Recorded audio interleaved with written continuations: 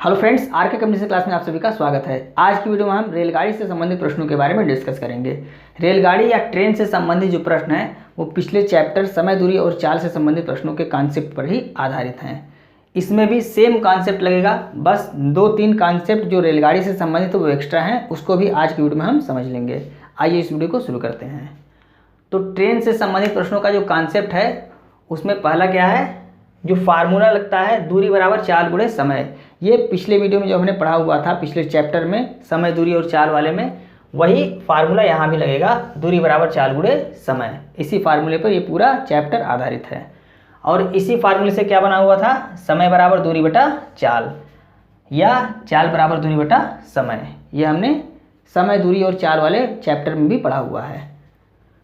पहला पॉइंट क्या है, जब किलोमीटर प्रति घंटे को मीटर प्रति सेकंड में बदलना हो तो हम 5/18 से गुणा करते हैं, या मीटर प्रति सेकंड को किलोमीटर प्रति घंटा में बदलना हो तो हम 18/5 से गुणा करते हैं। यह हमने पिछले चैप्टर में भी पढ़ा हुआ था।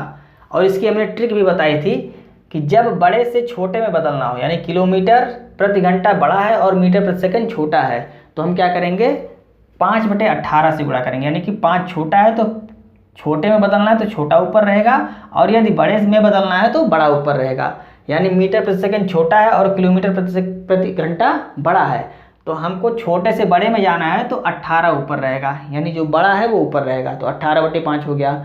और जब बड़े से छोटे में जाना है तो छोटा ऊपर रहेगा, यानी कि 5/18 से हम गुणा करते हैं। तो इस तरह से हमने पिछले चैप्टर में भी बताया हुआ था और यहाँ भी आपको बता दिया।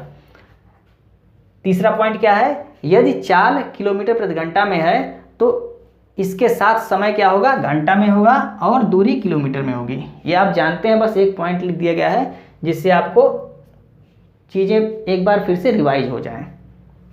चौथा पॉइंट क्या है, यदि चाल मीटर प्रति सेकंड में है तो समय क्या होगा, सेकंड में होगा, और दूरी मीटर में होगी। ये पॉइंट देखने में तो बहुत आसान है, लेकिन इसी पॉइंट से जो हमारे आसान प्रश्न होते हैं वो गलत होते हैं। मीटर प्रति सेकंड से हमको किलोमीटर प्रति घंटा में बदलना होता है, लेकिन हम उसे बदलते नहीं हैं और हमारा प्रश्न गलत हो जाता है। तो ये पॉइंट बहुत ही इम्पॉर्टेंट है, देखने में आसान है लेकिन इसी से हमारे प्रश्न गलत होते हैं। अगर ये हमें पता है किलोमीटर प्रति घंटा है, इसके साथ हमें घंटा लगाना है, मतलब समय को हमें घंटे में बदलना है और दूरी को किलोमीटर में रखना है। और मीटर प्रति सेकंड है, इसके साथ हमें समय को सेकंड में रखना है और दूरी को मीटर में रखना है। तो हमारे लगभग 90% क्वेश्चन वैसे ही सही हो जाएंगे अगर इसको हम ध्यान में रखते हैं तो। आइए पांचवा पॉइंट देखते हैं, समान दिशा में चाल घटती है और विपरीत दिशा में चाल जुटती है। ये हमने पिछले चैप्टर में भी आपको बताया हुआ है। लेकिन लंबाई या दूरी हमेशा क्या होती है, जुटती है। जैसे यदि कोई ट्रेन एक ही दिशा में जा रही है और इसकी लंबाई 100 मीटर है, इसकी 200 मीटर है, तो अगर दूरी पूछेगा तो दूरी में क्या होता है, ये दोनों ऐड हो जाएंगे, यानी कि दूरी हो जाएगा 100 और 200, यानी कि 300 मीटर ये दूरी हो जाएगी। या यही ट्रेन अगर एक दूसरे की तरफ आ रही है और इसकी लंबाई 100 मीटर है और इसकी लंबाई 200 मीटर है, तो भी क्या होगा, दूरी जुट जाएगी, यानी कि 200 और प्लस 100 300, दूरी क्या हो जाएगी 300। तो इस पॉइंट के कहने का मतलब यही है कि चाल अगर है तो चाल तो घटेगी, अगर समान दिशा में है तो चाल घटती है, अगर विपरीत दिशा में है तो चाल जुटती है, लेकिन दूरी क्या होगा, ये ऐड हो जाएगी। इस पॉइंट के कहने का मतलब यही है। छठवां पॉइंट देखते हैं, जब कोई रेलगाड़ी किसी व्यक्ति, पोल, सिग्नल, पेड़ को पार करे तो रेलगाड़ी की लंबाई ही दूरी होती है। कहने का मतलब है, यदि कोई रेलगाड़ी है 100 मीटर और यह किसी सिग्नल को पार करती है तो जो दूरी होगी, जैसे हमें समय निकालना, समय बराबर दूरी बटा चाल करेंगे तो उसमें दूरी जो होगी वो क्या होगी, यही ट्रेन की लंबाई होगी। इस पॉइंट के कहने का मतलब यही है। सातवां पॉइंट क्या है, जब कोई रेलगाड़ी किसी प्लेटफार्म, गुफा, पुल या दूसरी ट्रेन को पार करे तो दूरी दोनों की लंबाई को जोड़ देते हैं। जैसे यहाँ हमने बताया दोनों की लंबाई जुट जाती है, तो दूरी बराबर क्या होता है, दोनों की लंबाई को जोड़ देते हैं। अब चाहे वो एक ही दिशा में जा रही हो या विपरीत दिशा में आ रही हो, दोनों स्थिति में लंबाई क्या होती है, जुट जाती है, यानी कि दूरी जो होती है वो जुट जाती है। ये 7वें पॉइंट का कहने का मतलब है। तो आइए इससे संबंधित हम प्रश्न को देखते हैं, अभी सारी चीज़ें और भी क्लियर हो जाएंगी। आइए प्रश्न को देखते हैं। पहला प्रश्न क्या है, 72 किलोमीटर प्रति घंटे की चाल से जा रही 60 मीटर लंबी रेलगाड़ी एक बिजली के खंभे को कितनी देर में पार कर लेगी। तो बिजली के खंभे को पार करना है, यानी कि खंभे को, पेड़ को या व्यक्ति को या पोल को, इनको जब पार करती है तो दूरी बराबर क्या होता है, जो रेल की लंबाई होती है वही दूरी होती है। तो क्या निकालना हमें, कितनी देर में, यानी कि समय निकालना है। तो समय बराबर क्या होता है, दूरी बटा चाल, दूरी बटा चाल। तो दूरी क्या हो जाएगी, क्योंकि खंभे को पार कर रही है तो दूरी जो है वो क्या हो जाएगी, रेलगाड़ी की लंबाई कितनी है, 60 मीटर। अब ये मीटर में है, चाल क्या है, किलोमीटर प्रति घंटा में है, और हमें सेकंड में समय निकालना है। तो किलोमीटर प्रति घंटे को हम क्या करेंगे, मीटर प्रति सेकंड में परिवर्तित करेंगे। तो चाल कितना दिया है, 72। अब 72 को हमें मीटर प्रति सेकंड में बदलना है, तो क्या करेंगे, 5/18 से गुणा करेंगे। जैसा अभी हमने बताया हुआ है कि बड़े से छोटे में बदलना है तो छोटा ऊपर रहेगा, यानी कि 5 ऊपर रहता है।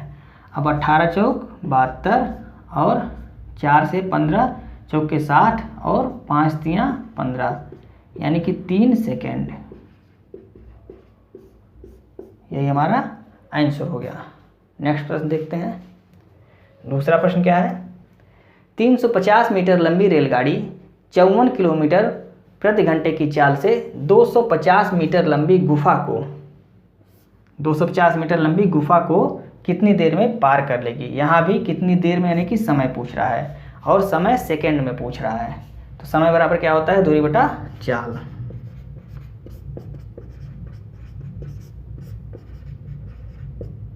दूरी कितना है, यहाँ पे देखिए गुफा को पार कर रही है, तो हमने जो 7वां पॉइंट लिखवाया हुआ है कि गुफा को यदि पार करे या किसी प्लेटफार्म को पार करे या दूसरी रेलगाड़ी को पार करे तो जो दूरी होती है वो आपस में जुट जाती है, यानी दोनों की जो दूरी है वो क्या हो जाएगी, जुट जाएगी। तो यहाँ पर कितना है, 350 मीटर ये रेलगाड़ी की लंबाई है और 250 मीटर ये गुफा की लंबाई, दोनों ऐड कर लेंगे कितना हो जाएगा, 350 और 250, 3 2 5 1 600 हो जाएगा, बटा चाल कितना हो जाएगा, यहाँ पे दिया हुआ है 54 किलोमीटर प्रति घंटा। अब 54 दिया हुआ है, इसे हमें मीटर प्रति सेकंड में बदलना है, तो क्या करेंगे, 5/18 से गुणा कर देंगे। तो 18 तियाँ 54 और 3 से ये कट जाएगा 2 बार में, 200 कटा, और 5 चौक 20, यानी कितना आ गया, 40 सेकेंड।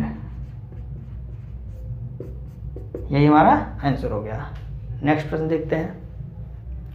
तीसरा प्रश्न क्या है, एक ट्रेन जिसकी रफ्तार 72 किलोमीटर प्रति घंटा है जो 200 मीटर लंबे एक प्लेटफार्म को 22 सेकंड में पार करती है, तो ट्रेन की लंबाई मीटर में क्या होगी, लंबाई ज्ञात करना है, मतलब कि दूरी हमें निकालना पड़ेगा।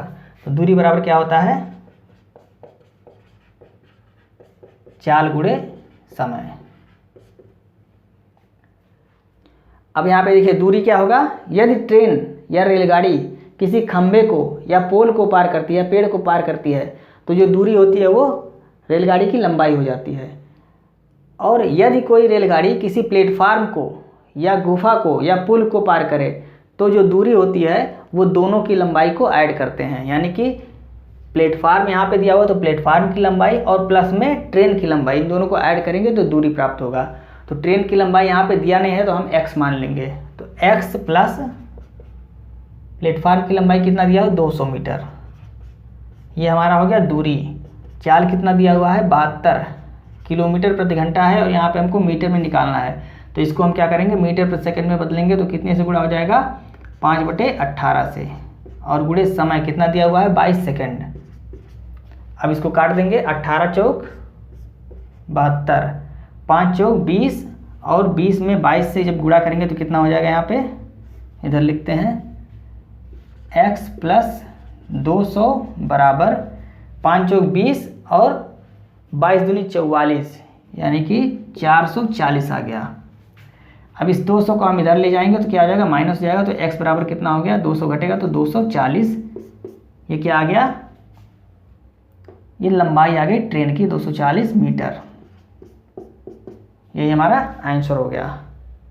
एक बार फिर से देखते हैं, दूरी बराबर चाल गुणे समय, इस फार्मूले पे हमें क्या निकालना है, लंबाई या दूरी निकालना है। अब हमें पता है कि यदि प्लेटफार्म को पार कर रहा है तो दूरी बराबर क्या होता है, दोनों की लंबाई को ऐड करते हैं, यानी कि ट्रेन की लंबाई और जिसे पार कर रहा है उसकी लंबाई। तो यहाँ प्लेटफार्म को पार कर रहा है तो इसकी लंबाई कितनी है, 200, और ट्रेन की लंबाई हमें दिया नहीं है तो हम क्या करते हैं, x मानते हैं। तो x प्लस 200 बराबर चाल गुणे समय, चाल 72 दिया हुआ है और समय 22 दिया हुआ है। इसको हम 5 बटे 18 से गुणा करके मीटर प्रति सेकंड में परिवर्तित कर लेंगे।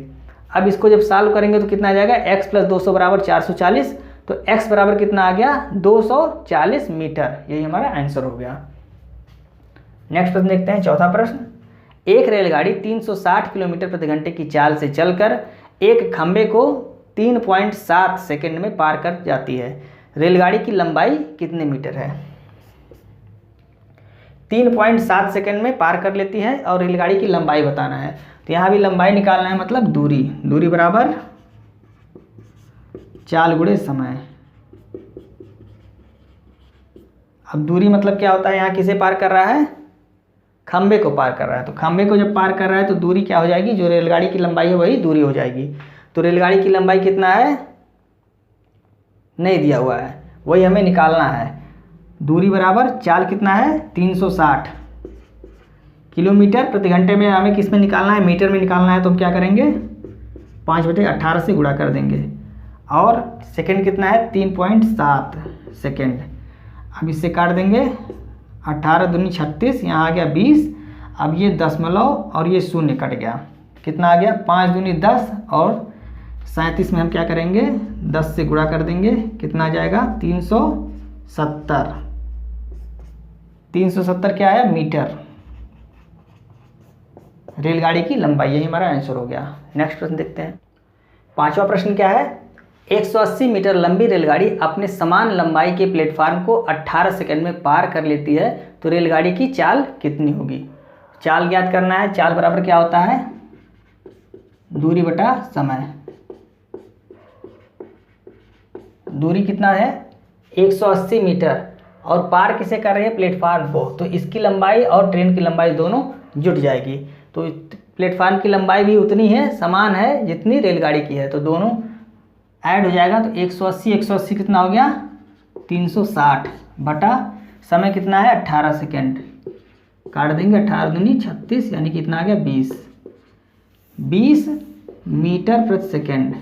तो चाल बराबर कितना आ गया, 20 मीटर प्रति सेकेंड। यही हमारा आंसर हो गया। तो दोस्तों आज की वीडियो में बस इतना ही। ये ट्रेन से संबंधित प्रश्नों का टाइप फर्स्ट था।